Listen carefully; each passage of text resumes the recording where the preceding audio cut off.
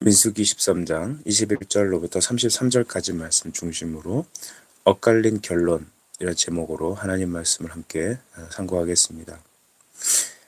가나안 땅에 이제 들어가서 전쟁을 하기 전에 하나님은 각 지파별로 한 사람씩 대표자를 뽑아 정탐할 수 있는 정탐꾼으로 세웠습니다. 이 12사람은 이스라엘 전체를 대표하는 사람들이죠. 그래서 그 약속대로 가나안 땅에 들어가 정탐을 하고 이제 백성 앞에 그것을 보고하게 되었습니다. 그들의 올라가서 반 땅들을 21절에서 이렇게 말합니다. 신광야에서부터 하마덕이 루훔에 이르렀다. 그래서 하나님이 말씀하신 그 이스라엘에게 허락하신 땅 지역을 그들은 두루 살펴보았습니다. 22절에 보니까 그들이 헤브론에 이르렀고 헤브론은 애굽 수원보다 7년 전에 세워졌다. 이렇게까지 기록을 하죠. 그들의 문화가 애굽보다 앞섰다는 것 같습니다. 그곳에는 아낙 자손, 아히만, 셋세, 달메와 같은 또 용사들이 있었습니다. 그리고 23절에 그들이 돌아오기 전에 에스골 골짜기라 불리는 곳에서 포도송이 하나가 달린 가지를 베었다고 하는데 그것이 얼마나 컸는지 두 사람이 막대기에 깨어서 이렇게 어깨에 메고 올 정도였다고 하죠. 정말로 그 땅은 하나님이 말씀하신 대로 젖과 꿀이 흐르는 그런 아름답고 풍요로운 땅이 분명하였습니다. 여러분, 하나님 말씀대로 정확하지 않습니까? 하나님의 말씀대로 그 땅이 풍요롭지 않습니까? 우리 아버지가 주시는 것들은 세상이 주는 것과 다릅니다. 우리 하나님이 우리에게 주시고자 하는 것은 여러분 가장 아름다운 것이죠. 우리는 애굽의 떡과 고기와 애굽의 풍요로움을 바라지만 또 안정적인 삶을 추구하지만 하나님은 그의 말씀에 따라 순종하는 자들이 구름기둥 불기둥으로 인도를 받고 하나님이 가라 명하시는 그 모든 것을 순종하여 이와 같이 아름다운 열매들을 주시고자 하시는 것입니다. 우리의 궁극적인 영원한 축복과 은혜는 저 하늘에 있습니다. 이 땅에서는 광야의 생활을 살아가지만 우리 하나님께서 주시고자 하시는 것은 바로 사람 두 사람이 어깨 매기도 힘든, 물론 천국에 이런 에스골 골짜기의 포도 같은 것은 존재하지 않지만 세상에서 누리지 못하는 그 아름다운 영적인 축복과 찬송이 그 나라에 가득합니다. 그러므로 여러분, 그 모든 이 세상에 있는 것들로 우리의 마음, 한국을 바라보거나 판단하지 마시고 하나님 말씀에 따라 우리가 주님이 주시는 아름다운 것들을 추구하시는 여러분이 되게 축복합니다. 이와 같이 여러분, 이 23절에 에스골 골짜기란 이름 자체도 이 포도 골짜기란 이름이죠. 그들이 가서 이름을 붙인 것입니다. 그래서 그 막대기에 꿰어서 그들에게 이렇게 보고했습니다. 이제 여기까지가 팩트죠. 이제 25절에 40일 동안은 그들이 정탐하기를 다 마치고 돌아와 이스라엘 앞에 보고하였습니다.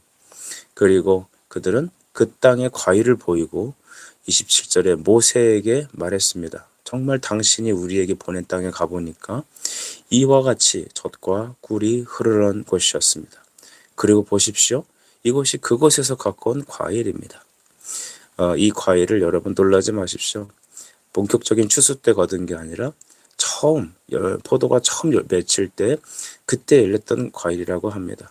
그러니 본격적인 추수의 때 과일은 얼마나 더 훌륭할까요? 이와 같이 아름다운 현실을 다 보였습니다.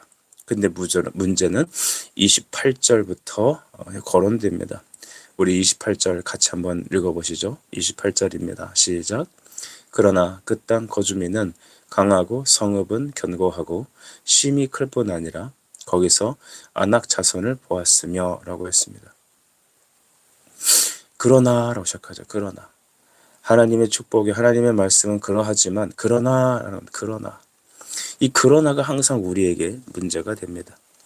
사실 그 땅에 거주하는 거주민들은 강하다라는 것이죠. 그리고 그 성읍들이 견고하다. 그리고 얼마나 그 사람들이 큰지 그곳에 아낙 자손이 있었다라는 것입니다. 이 아낙 자손을 우리 거인족이라고 흔히 봅니다. 여러분, 거기 있는 용사들, 또 그 심이 큰 성읍들, 그곳에 거하는 거주민들을 보니 여러분 그들의 벌써 신앙이 흔들리기 시작합니다. 하나님의 말씀의 풍요로움과 하나님의 말씀이 진리라는 사실은 알지만 그들 안에 있는 그 불신앙이 그때부터 작동되기 시작합니다. 항상 이스라엘 백성들은 낙심하고 항상 원망하고 또 항상 정욕적이었습니다. 그것이 항상 현실에 조금의 어려움만 찾아오게 되면 금세 풀이 꺾이고 낙심하며 원망하는 데 힘썼습니다. 우리 마태복음 13장 말씀을 보면 예수님께서 이 씨 뿌리는 자의 비유를 되게 되죠. 씨를 뿌리는 농부가 하나님이신데 그 씨는 복음입니다. 말씀입니다. 그것을 뿌렸더니 길바닥에 떨어지고 어떤 것들은 돌짝밭 가시떨기 또 어떤 씨는 좋은 옥토에 떨어지기도 한답니다. 옥토에 떨어진 씨는 어떤 결과를 맺습니까? 30배, 60배, 100배의 열매를 맺게 되죠. 하지만 이 돌짝밭이라든지 가시떨기에 떨어진 씨앗의 특징이 뭐냐면 잠시 기쁨을 얻고 뿌리를 내리고 싹이 트긴 하는데 세상의 염려와 욕심 때문에 그 뿌리가 내리지 못하고 또한 열매를 맺지 못하고 스스로 망하는 것입니다. 이와 같이 그 밭이 어떠냐에 따라서 하나님의 말씀이 열매를 맺고 아니면 사그러지고 이 둘 중에 하나가 되는 것이죠. 이스라엘 사람들의 마음밭이 바로 그랬던 것입니다. 하나님의 말씀을 받고 순종하여 가보니 이렇게 풍요롭고 이렇게 아름답고 진실로 하나님 말씀이 사실이었다는 사실을, 예수님이 진짜라는 사실을 그들은 다 보았습니다. 그런데 그들은 그 말씀에 포커스를 두지 않고 현상에 포커스를 두게 됩니다. 관점 자체가 틀립니다. 밭의 그 상태 자체가 틀린 것이죠. 옥토가 아니었습니다. 그들은 가시떨기와 돌짝밭과 같은 마음들이었습니다. 그러니 현실을 보고 자꾸 측량을 하는 것이죠. 현세적인 데이터를 놓고 이생적인 어떤 생각을 놓고 철학을 놓고 판단하는 것입니다. 자기 수준에 놓고 판단합니다. 내가 그 땅을 점령해야 된다고 생각을 해보니까 그곳에 있는 바로 거주민들의 키를 보게 되고 그곳의 이 성읍의 견고함을 보고 그 땅을 보면서 낙심하게 되는 것입니다. 한번 이렇게 낙심이 찾아오고 내가 해내겠다라는 그런 어떤 자만심이 들어오자마자 말씀의 은혜는 사라져버리고 현실적인 내가 이것을 할 수 있느냐 할 수 없냐라고 하는 내 수준에서 그 땅을 바라보기 시작합니다. 하나님의 사람들은 그러므로 환난과 어려움이 찾았을 때 그들의 신앙이 더 빛이 납니다.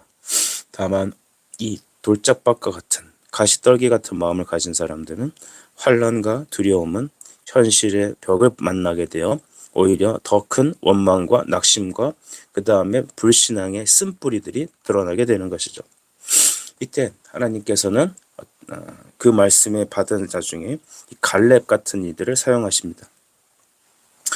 갈렙의 말을 들어보시죠. 30절에 우리가 보겠습니다.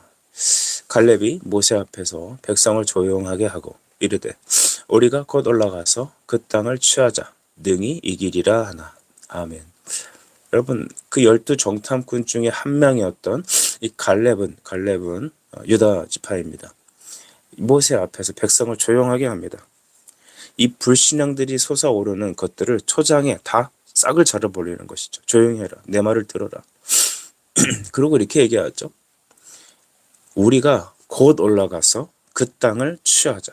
능히 이기리라. 할렐루야. 말씀에서 하나님의 약속에서 멀어진 자들은 두려움이 찾아오지만 그 말씀을 붙잡는 자들은 끊임없는 담대함이 주어집니다. 갈렙도 다른 사람들과 똑같은 사람들입니다. 다들 똑같이 비등비등한 실력과 비등비등한 수준에 있습니다. 하지만 그 극명한 차이는 무엇입니까?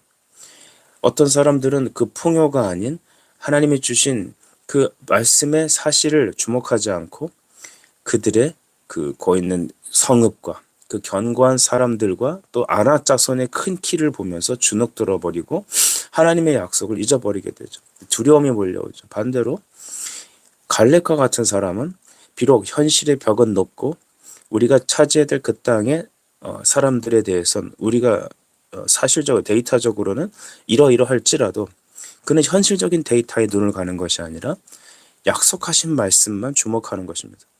이것이 여러분 신앙의 승리에서 정말 중요한 원리입니다. 안악자손보다 세상보다 하나님을 더 크게 여기시는 겁니다. 현실보다 더 크신 하나님을 의지하기 때문입니다.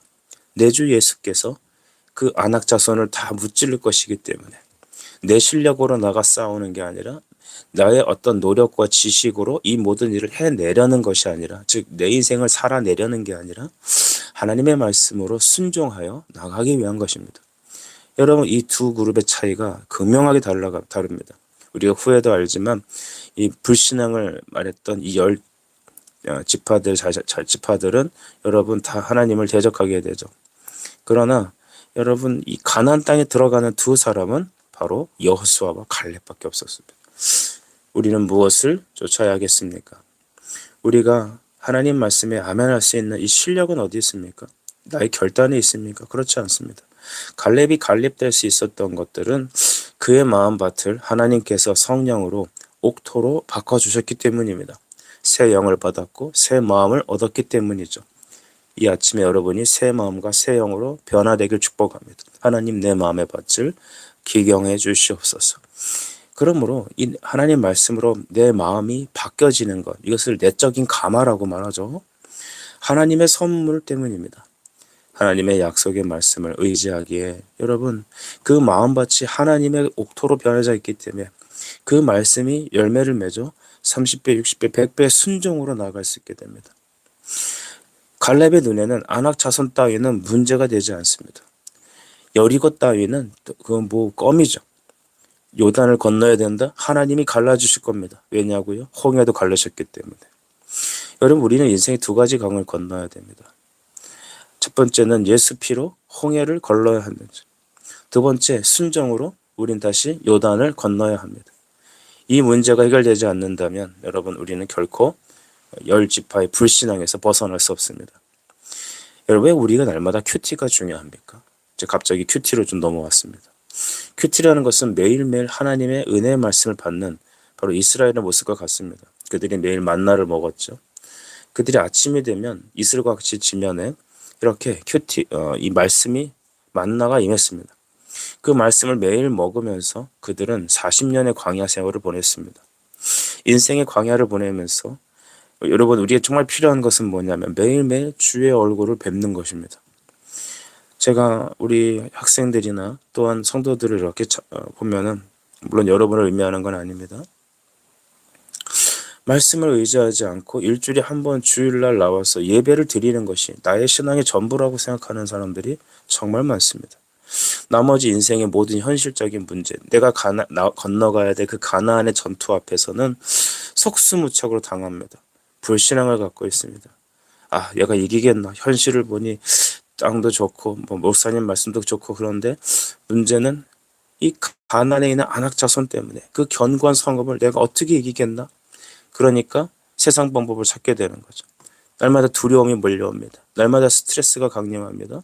현실과 매일매일 타협합니다. 그러나 갈렙과 같이 하나님의 말씀을 매일 주목하는 사람, 늘 주의 영광과 주의 얼굴을 배움는 그 사람은 항상 모든 상황 속에 하나님 말씀에 주목하게 되는 것이죠. 날마다의 여러분 거룩한 습관이 여러분의 인생을 만드는 것입니다. 점을 계속 찍다 보면 그것이 선이 되고 선이 곧 여러 가지 면이 됩니다.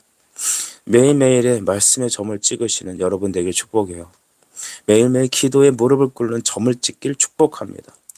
큐티 너무 중요합니다. 말씀을 읽고 묵상하고 주님께 기도하는 것, 그 매일매일의 점 하나하나가 너무 중요합니다. 아, 오늘 너무 피곤하니까. 아, 내 지금 기분이 안 좋으니까.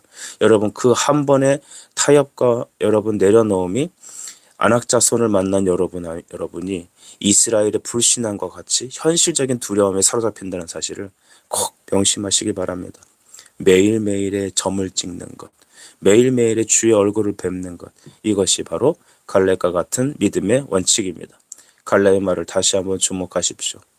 우리가 곧 올라가서 그 땅을 능히 취하자. 능히 이기리라. 능이라는 말이 너무 중요합니다. 반드시, 확실히. 왜냐하면 세상보다 큰, 안악자손보다 큰 이는 우리 하나님이시기 때문입니다. 그러나 이 갈렙과 다르게 나머지 이 10지파의 대표자들은 그들과 생각이 달랐습니다. 31절입니다. 그와 함께 올라갔던 사람들은 이르되 우리는 능히 올라가서 그 백성을 치지 못하리라. 그들은 우리보다 강하니라 하고. 여러분, 이것은 그 10지파 사람들이 어리석어서가 아닙니다. 그들이 똑똑합니다, 여러분.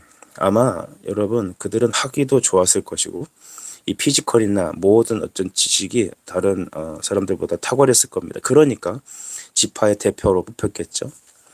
대표자 뽑는데 여러분 그냥 난 놓고 기억도 모르는 사람 내보내겠습니까? 박사학위 따지고 또 실력 따지고 또 몸의 피지컬 따지고 다 그랬겠죠. 그런데 그들이 붙잡고 있는 중요한 것은 현실적인 데이터 경험입니다. 이 현실적인 데이터를 연구해 보니까, 사회과학적으로 보니까, 내 철학적으로 따져보니까, 인생의 경험으로 따져보니까, 나의 성공 신화에서 비추어 보니까 하나님은 없어요. 주어가 하나님이 없고 다 자기 생각이에요. 자기 데이터예요. 자기 노력이에요. 이런 사람들은 100점 100패합니다, 여러분. 이런 사람들이 교회 리더가 되면 안 됩니다. 하나님이 교회 리더십들, 특별히 하나님의 사람들, 영적 가난을 정탐하며 또한 정념하며 이 땅에서 모든 세상 사람들이 그리스도께로 엎드리고 이 땅에 하나님의 교회를 세우는 그 하나님 나라의 확장적인 역사에 쓰임받는 종들은 모두가 갈렙과 같이 여호와가 우리와 함께 하시니 능히 이기리라. 곧 올라가자. 즉각적인 순종을 요구하는 사람들입니다. 그런데 그 똑똑한 사람들은 10지파에 해당되는 그 현실적인 데이터의 연구에 탁월한 자들은 약속의 하나님 말씀을 잊고 우리는 내가 연구해 보니, 우리가 숫자적으로 보니, 우리 실력적으로 보니, 우리가 갖고 있는 무기 상황을 보니 이기지 못한다. 당연하죠. 여러분, 이것이 믿음을 보는 관점이죠. 이 비관적인 말들. 그러므로 우리는 평소에 현실적인 문제에 있어서 타협하고 비관적인 말로 마음이 흔들리는 사람들을 가까이 두지 않기를 바랍니다.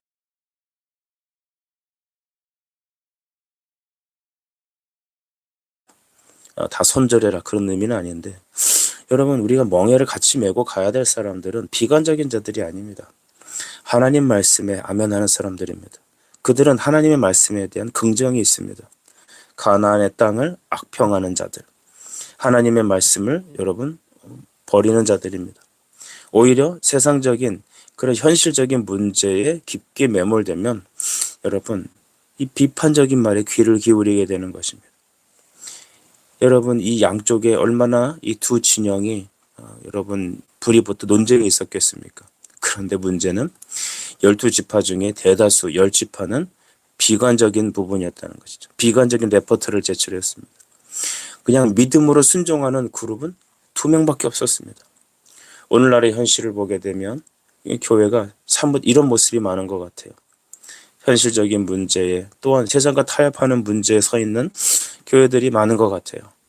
오히려 말씀 앞에 서서 주께 순종하고, 성도들도 마찬가지죠. 하나님 말씀에 놓고 주님께서 하나님 그 말씀에 그냥 단순히 믿고 순종하는 그런 사람들이 많지 않습니다. 여러분, 시대가 악하다는 것은 죄가 많아서 악하다기보다는 하나님 말씀이 희귀해진 것이 바로 어둠입니다. 우리 성도 여러분, 우리 교회는 작고 우리의 모습은 연약하지만 이 시간 성령께서 여러분 한 사람 한 사람에게 함께 하셔서 갈렙과 같은 신앙, 하나님 말씀이면 능히 올라가 이기리라는 여호와 절대 신앙이 우리에게 있기를 바랍니다. 그것을 위해 매일매일 주의 얼굴을 배우는 여러분과 여러분 자녀들 되길 축복합니다. 우리의 힘으로는 싸워 못 이겨. 이제 끝났어. 저 안악자손들을 봐. 우리는 못 이길 거야. 여러분, 그들은 그 견고한 성이, 안악자손들이 하나님보다 더 강하다고 생각하는 것 같습니다. 그러니까 내 안에 하나님이 없으면 내 실력으로 가나안을 비춰보게 되는 것입니다. 여러 가지로 설명했지만 여러분 다 깨닫게 되실 겁니다. 바라보는 관점이 다르고 여러분 대하는 태도가 다른 겁니다. 태도는 그 마음속에 있는 그 무엇인가입니다.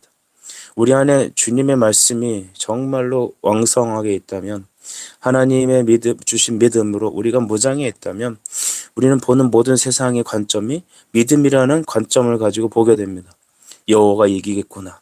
이것을 하나님께서 선으로 바꾸셔서 찬송을 받으시겠구나. 그러면 곧 올라가야지. 능히 취할 수 있겠지. 다시 도전하고 또 기도하고 나가게 됩니다. 왜냐하면 세상보다 크신 이가 하나님이시기 때문에. 근데 하나님 없는 사람은 내 실력으로 갖다 붙어야 되니까 나는 또 깨지겠지. 그럼 타협해야지. 어떻게 해야지 살아남을까? 많은 방법론이 있습니다. 여러분, 말씀은 심플합니다. 말씀은 분명합니다. 근데 말씀을 떠난 사람들의 모습은 복잡합니다. 뭐 그렇게 말이 많은지 모르겠고, 뭐 이렇게 데이터를 많이 갖다가 들이대는지 모르겠습니다. 데이터 들이대지 마십시오. 여러분, 그리 아니하실지라도 그럼에도 불구하고 하나님은 하나님이십니다. 히브리서 12장 1절과 2절로 오늘 이 말씀을 모두 정리하고자 합니다. 우리에게 구름같이 둘러싼 허다한 증인들이 있으니 모든 무거운 것과 얽매이기 쉬운 죄를 벗어버리고 인내로서 우리 앞에 당한 경주를 하며 믿음의 주여. 믿음의 주라는 것은 믿음을 만드신 이요라는 뜻이죠. 또 온전하게 하신 이인 예수를 바라보자. 그는 그 앞에 있는 기쁨을 위하여 십자가를 참으사 부끄러움을 개의치 아니하시더니 하나님 보좌 우편에 앉으셨느니라. 아멘. 하나님 보좌 우편에 앉으셨느니라. 믿음을 만드신 주님, 우리에게 믿음 주신 주님, 그 믿음으로 승리하기 위해서 지금 하늘 우편 보좌에서 우리를 위해 중보하시는 예수 그리스도, 그분이 우리의 대장이신 예수이십니다. 그가 앞서가 싸우실 것입니다. 가나안의 그 땅을 주님이 정복하실 거죠. 그 견고한 성읍은 깨질 것입니다. 그곳에 있는 안악 자손들은 예수님의 이름으로 다 점령당할 것입니다. 우리를 쓰시지만 주가 앞서가시고 우리에게 믿음 주셔서 승리케 하시니 세상을 이기는 힘은 곧 우리에게 주신 믿음입니다. 기도하겠습니다. 하나님 아버지, 은혜를 감사합니다. 주여, 아버지, 약한 우리 현실만을 바라보고 있는 우리의 연약함을 주님 불쌍히 여겨주십시오. 우리가 어찌 이기겠습니까? 어찌 저 안악 자손들을, 저기 있는 견고한 성읍들을 우리 실력으로 깨뜨릴까요? 그러나 믿음은 바라는 것들의 실상이라 하셨습니다. 하나님이 살아계신 것과 그에게 나가는 자들마다 승리 주시는 주여, 이 아침에도 우리에게 우리의 마음을 옥토로 바꿔주셔서 매일매일 신앙의 점을 찍어가며 하나님의 얼굴을 뵙는 영적 승리자들이 되게 하여 주옵소서. 예수님의 이름으로 기도합니다. 아멘.